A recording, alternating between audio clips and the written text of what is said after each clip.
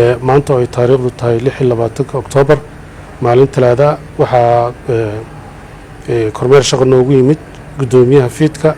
iyo amniga Maxamed Aadan wafdigaas ayaan soo dhaweynay waxaan ku soo dhaweynay airportka Baydhabo marka 2 maalmood 3 maalmood ayayna la joogi doonaan ayagoo kormeer u gali doona sida aan hawsha u wadno meelihii diyaarka ah maadaama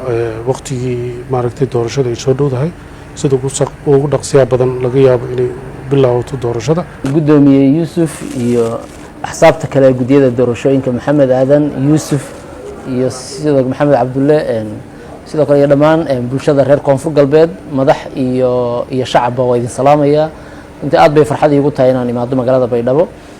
ujeedada socodkeenu waxay qayb ka tahay in aan dhidibada u aasno bal hanaankii ay doorashada golaha shacabku ay si rasmi ah ugu bilaaban lahayd anagoo rajaynayna wixii farsamo ah inaan isla dhamayno maalmahan kadibna ay si toos ah doorashadii inoogu bilaabato waan dareemayaa dadka Soomaaliyeed kale war weyn bay naga sugayaan doorasho ay naga sugayaan rajadu way wanaagsan tahay diyaar garowguna waa fiican yahay hadda xaaladdu meel wanaagsan bay maraysaa inagoo isku wada duuban ayaan doorasho dhaqso u galeynaa haddii alla ka dhigo